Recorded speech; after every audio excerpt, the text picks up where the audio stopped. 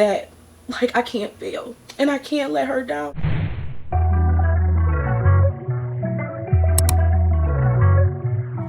Hey y'all, welcome back. It has been a total of 365 days of consistent content, 365 days plus some since weight loss surgery, and I just had to come in here and give y'all this update. I have missed you guys. I have been a little less consistent with my YouTube long form videos, but as you guys know, if you follow me, I post reels and TikToks and shorts and everything that you can imagine. And we're going to get better this year. We're going to be a little bit more consistent with life updates, vlogs, try-on hauls, and so much more. But I had to swing the block and give my OG supporters a 1-year update of my weight loss surgery from having the sleeve gastrectomy.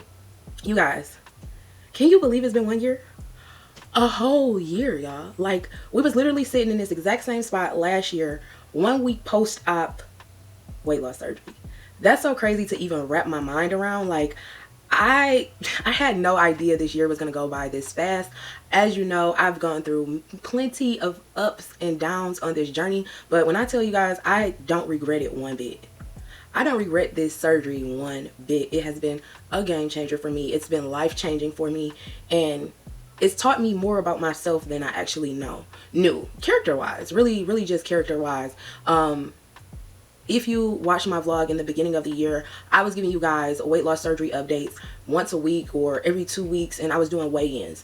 That did get taxing on me and my mental health, so I kind of stopped doing it, and I kind of figured you guys wouldn't want to see the stalls. I've gone through so many stalls. I'm currently in a stall. I break stalls. It's just, stalls become a part of your weight loss journey. If you don't know what a stall is, that's basically when your weight loss plateaus and you stop losing weight for a certain period of time.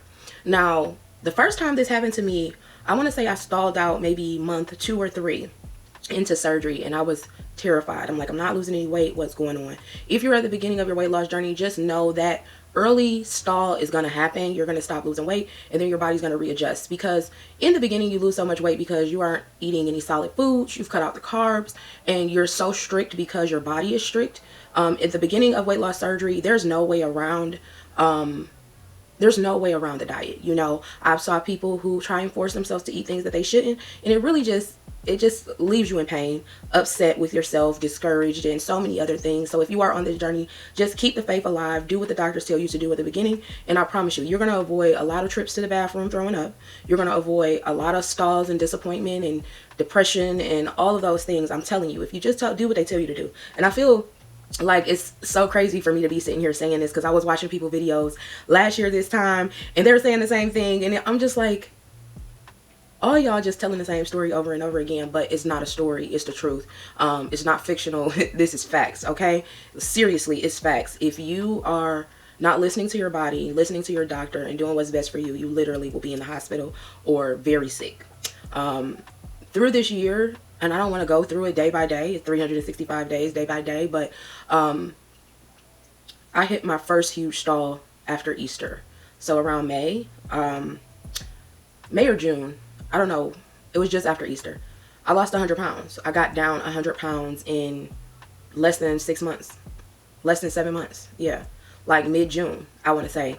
And that put me into a huge state of depression. It put a stop to my content creating. It put a stop to me being conscious of what I was eating. Although your body will restrict you and tell you it's time to stop eating, but it does not tell you what foods are going to be able to slide until you actually have them. So for me, slider foods. Okay, so for me, my slider foods were things like potato chips, french fries. I could still digest a little bread. And these are things that I heard from other posts and other videos that people weren't able to eat. So somehow in my mind, I had made myself believe like there won't be much restriction because, my body will stop me from eating. I had this idea that my body would stop me from eating things that I wasn't supposed to eat, even when I suffered and I didn't have the willpower that I should have.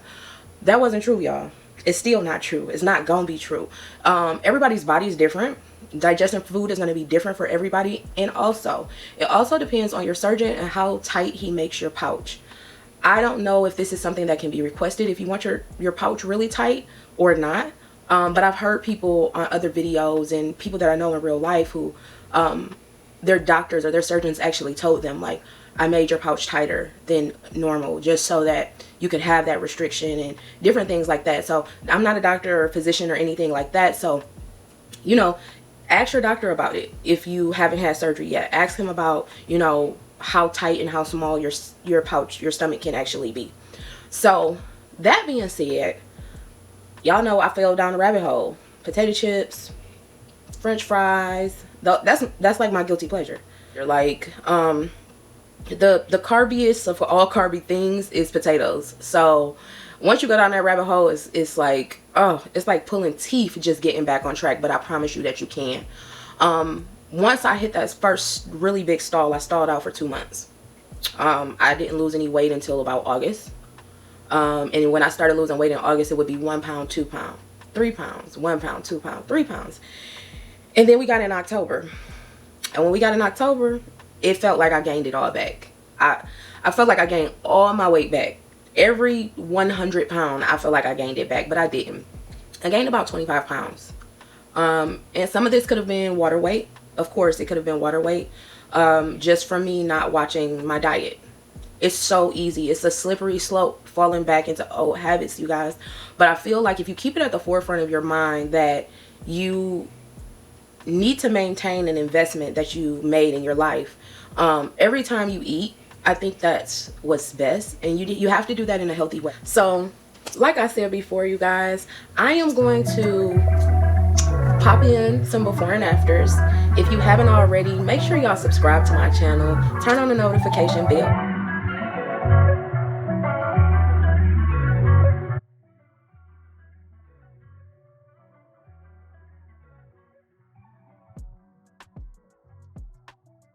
I had surgery on January the 4th of 2022. So before January 4th of 2023, I did a liquid fast for about 4 days. I went all liquids.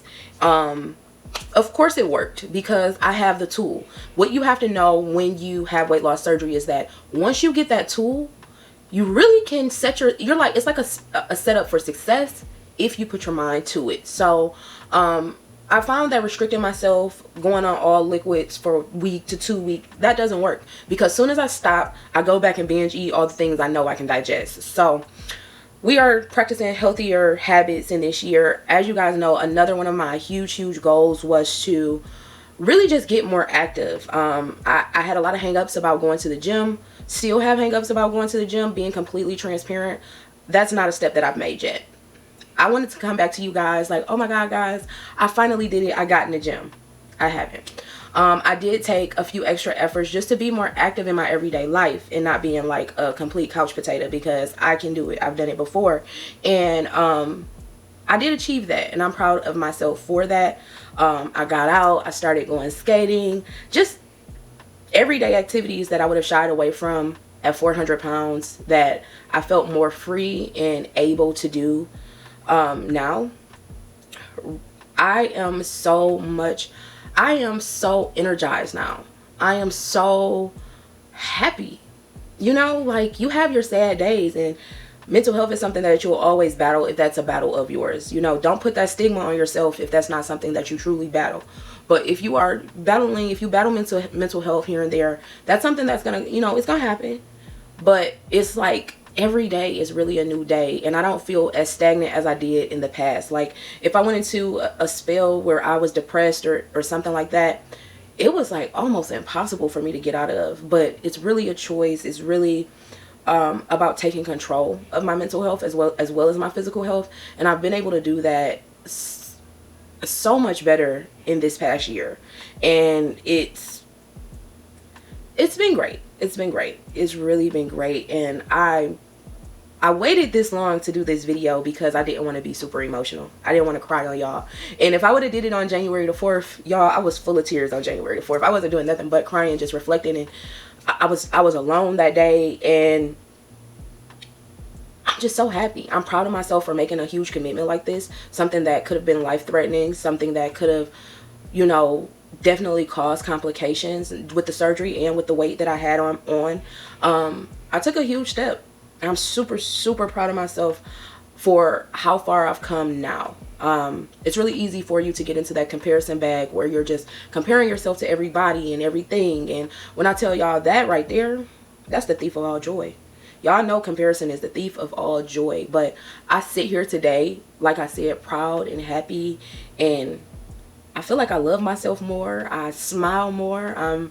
You know, all of the things. I know some people may want videos like what I eat in a day and things like that. I won't say that I'm going to commit to something like that because how I'm living, my diet isn't something that I'm like consciously tracking. I guess let me not say that. I'm consciously tracking it. I'm not stepping on a scale as often as I used to because that became very unhealthy for me. But the one thing that I can say that I'm tracking the most is portion control. Trying not to overeat is a huge thing, and I also track the times that I'm eating. But what I'm eating, I try to just make sure I don't overindulge, and that's the mental part. That's the mindset of that's the biggest hurdle. That was the biggest hurdle for me, and I'm sorry if I'm getting caught up, but that was the biggest hurdle for me. Thinking I needed more than what I needed was that was the hardest thing throughout this whole year. When I fix my plate right now, if I'm fixing my husband's plate, I'll fix my plate at the same time, and our pet plates will almost look identical, and I know I can eat nowhere near the same amount of food as he does. So overindulging is something I'm definitely being mindful of, but I'm not restricting it. I'm not tracking my food every moment. I'm just gonna be honest. I started my journey at 408 pounds in 2021. October of 2021, I was 408 pounds. I'm 307 pounds today, and like I said, I'm super proud of myself. I'm so happy that you guys have been holding me accountable, keeping me on track, making sure I'm active. My family, thank y'all so much. Huge shout out to my cousin Naya, because when I tell y'all my cousin, and I got a name drop because I just don't this is not an emotional video, and I'm getting ready to close out soon, y'all, but I got a name drop. I gotta put my baby name in this video, because when I tell y'all none of this would be possible, I mean, in so many aspects, none of this would be possible. She had faith in me. She pushed me when nobody else was pushing me. When I tell y'all, y'all gotta have those people in your corner, and when I tell y'all, my cousin is that in every facet. Like, really my person. Like, if I wasn't married, she would be my person, but she's like really my person. I love you, girl. I really love you, girl. Like, you don't know how much of an impact this has made for me.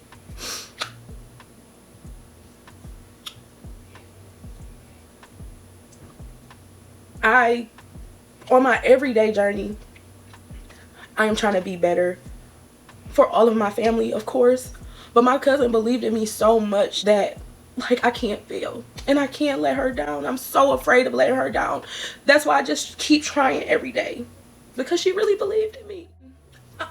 I'll have to close this video out, y'all, because I can't go down this with y'all. I can't go down this rabbit hole with y'all. Like, I really cannot go down this rabbit hole with y'all. But just know, if y'all got somebody in y'all corner that supports y'all in y'all weight loss journey, and they're there for you in your weight loss journey, whether it's they work out with you, whether they eat right with you, whether they just constantly encourage you and support you, you don't owe anybody in this world nothing but yourself. But when you have people like that, I just want you to know that you have to cherish them, and cherish them, because that can be gone in a blink of an eye. It can be gone in a blink of an eye, I promise you. I'm about to pop in some clips and stop being a crybaby, because I was about to cry these lashes off, but I really held myself back.